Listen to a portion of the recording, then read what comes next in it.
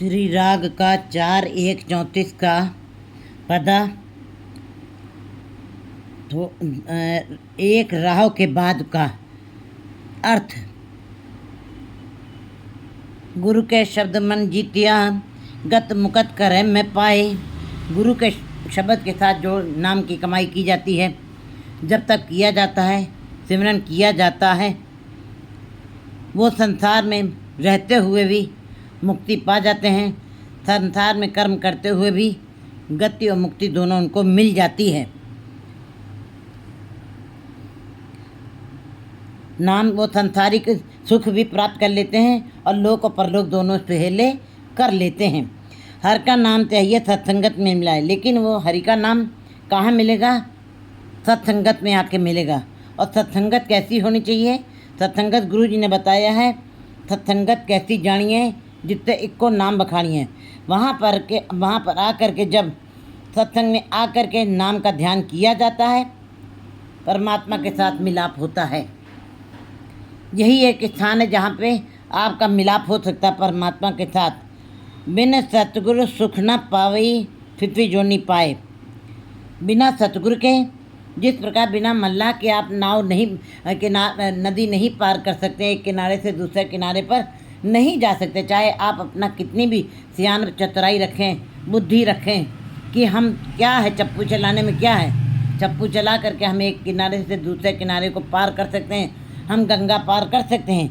ये हमारा अहंकार बोलता है। चप्पू चलाना बड़ा आसान है, लेकिन जब वही नाव आपके घुम्मन घेरी के बीच में जाती है, वहाँ पर उस बेड़ी को खींचना बहुत ही कठिन हो जाता है। वो बेड़ी वहाँ पे जाकर डूब जाती है। इसी प्रकार हमको ऐसे महसूस होता है कि नाम कहीं भी बैठ के जपा जाए, किसी विधि से जपा जाए, बाहरी साधों से जप तप नेम व्रत पूजा से, तीर्थों पे जाने से हम जो भी कार्य करते हैं वो परमात्मा की प्राप्ति के साधन है। नहीं, गुरु जी ने कहा है बिल्कुल कि बिन सतगुरु सुख न पावे। बिना सतगुरु के ये नाम के सुख की प्राप्ति, परमात्मा की प्राप्ति नहीं हो सकती है। कहते हैं हर का नाम चाहिए सत्संगत में मिला। हरि का नाम केवल सत्संगत में ही मिलेगा, गुरु जी बता रहे हैं। और सत्संगत में आकर के जो नाम की कमाई की जाती है वही असली कमाई है, वही परमात्मा के साथ असली मिलाप है। जे लख स्त्रियां भोग करे नवखंड राज कमाए। गुरु जी कहते हैं, पहली बात है जपची साहब में भी गुरु नानक देव जी ने बहुत ही सरल ढंग से बताया कि जे युग चारे आर्जा तो होठ दसुणी हो। तुम कितनी आयु चाहते हो, 4 युग, उससे 10 गुनी तुम्हें आयु दे दी जाए, उससे 10 गुना और भी तुम आयु बिता सको, तुम्हारे मन की कामना पूरी हो जाए। नवा खंडा विच जानिए। कहते हैं 9 खंडों में तुम्हारी पहचान बन जाए और सारे जीवों के ऊपर तुम्हारी हुकूमत भी चले प्रभु गुरु जी। लेकिन गुरु जी कहते हैं कि नाम के बगैर जे तिस नदर न आवई तम बात न पूछेगे। अगर उसके कृपा की दृष्टि तुम्हारे ऊपर नहीं हुई तो तुम्हारी यहाँ पर भी जरा सी संसार में तुम्हारी मान सम्मान मिल जाएगा, लेकिन आखिर में अंत में जाना कुछ नहीं है, तुम्हारे साथ खाली हाथ जाओगे और परमात्मा के दरबार में तो बिल्कुल भी तुम्हारा स्थान नगण्य रह जाएगा। तो गुरु जी बता रहे हैं कि लोग अहंकार करते हैं कि हमारे पास इतनी स्त्रियां, हमने इतना भोग किया है, सारे सुखों के भोग को ही वो सबसे ज़्यादा बड़ा आनंद मानते हैं। बाबर ने भी गुरु नानक देव जी से कहा था कि इतना सुंदर संसार, इतना रस भरा संसार, इसमें जाने को कोई किसका मन करेगा कि संसार से जाया जाए, इन रसों से निकला जाए। लेकिन नहीं, गुरु जी बता रहे जे लख स्त्रियां भोग करे, चाहे तुम लाखों स्त्रियों के साथ भोग कर लो, 9 खंड राज कमाए और 9 खंडों की तुम्हारे कमाई भी कर लो, चाहे जितना भी तुम प्रभुता प्राप्त कर लो, बिन सतगुरु सुख न पावई फिर जो नहीं पाए। बिना सतगुरु के तुमको सुख नहीं मिल सकता है। सतगुरु मल्लाह है, सतगुरु ही तुमको इस भवसागर से पार करेगा। उस मल्लाह की तुम्हें ज़रूरत है और मल्लाह के बगैर तुम्हारा नाम जपा हुआ किसी अर्थ नहीं। जिस प्रकार बच्चा घर में बैठ करके पढ़ाई करता रहे, चाहे जितना वो बुद्धिजीवी हो, लेकिन उसको डिग्री कहाँ से मिलेगी, उसको सर्टिफिकेट कहाँ से मिलेंगे? ये तो कॉलेज में पढ़ने पर, समय लगाने पर और अपने एक एक पल को उस टीचर रूपी गुरु की आज्ञा का पालन करते हुए तब ये डिग्रियां और सर्टिफिकेट प्राप्त होते हैं, जिसके सहारे आप संसार में अपार धन इकट्ठा करते हैं। लेकिन परमात्मा के नाम को किसी अन्य तरीके से नहीं आप प्राप्त कर सकते। गुरु ही एक ऐसा साधन है, बिचौलिया है, जो तुमको गुरु के शब्द के साथ जोड़ करके, गुरु ही जिसके साथ जुड़ करके तुम्हें सुख मिलेगा। बिना सद्गुरु सुख ना पाओगे। बिना सद्गुरु के, सद्गुरु कौन है? शब्द। जितने भी हिंदू, मुसलमान, सिख, ईसाई, सबके धार्मिक ग्रंथ जो भी हैं वही उनके गुरु होने चाहिए। गुरु मीन्स शब्द। जैसे मुस्लिमों का कुरान शरीफ, वही उसी शब्द की कमाई करके उनको संसार में जीना चाहिए। हिंदू धर्म में गीता, गीता माने परमात्मा के मधुर गीतों का विवरण, उसको पढ़ करके उनके शब्दों को हृदय में बसा के उसी प्रकार अपने जीवन को बिताना, यही शब्द हैं। इसी के साथ हमारा जीवन बीतना चाहिए। कहते हैं केवल अगर जो शब्द की कमाई नहीं की है, बिन सद्गुरु सुख ना पाए। गुरु के शब्द की कमाई नहीं की, जप नहीं किया, सिमरन नहीं किया, फिर भी जो नहीं पाए, फिर तो आवागमन का चक्र चलता रहेगा तुम्हारे पर। मर मर जन्मे, जम जम मरे। कहते हैं बिल्कुल गुरु जी ने बता रहे कि तुम पैदा होगे, जन्म लोगे, मरोगे, ये क्रिया बिल्कुल लगातार निरंतर तुम्हारी चलती ही रहेगी, कभी तुम शांत नहीं हो पाओगे। हरि हार कंठ जिन्नी पहरिया। हरि के हार का,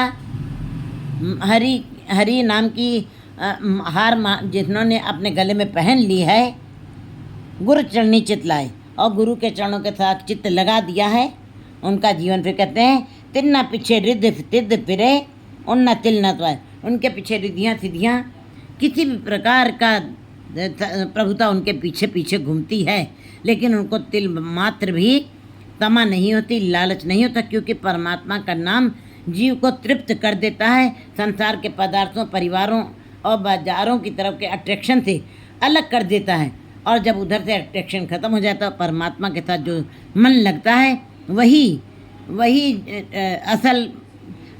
असल मन लगाना है। और मन जब लग गया, किसी को मन से मान लिया, वो स्मृति पटल में सदा ही बना रहता है। गुरु जी बता रहे हैं कि हर हर अक्षर यदि माला, जपत जपत वह दीन दयाला। हरि के नाम का जो जाप करते हैं, रोज़ सिमरन करते हैं और हरि के नाम की ही माला बना लेते हैं। ये हाथ की माला जो हमने ली है, वो उस माला से जपा हुआ नाम वो एक दिखावटी है, वो आडंबर है, वो गिनती मिनती में आ जाएगा। और परमात्मा के नाम की कोई गिनती मिनती नहीं है। इसलिए हे जीव, तुम हरि का नाम इतना जपो कि वो तुम्हारे में, तुम्हारे हृदय कंठ में जाकर के माला बन जाए। भाव हृदय में तुम्हारे राम नाम छप जाए, मस्तक में तुम्हारे उसका निशान बन जाए।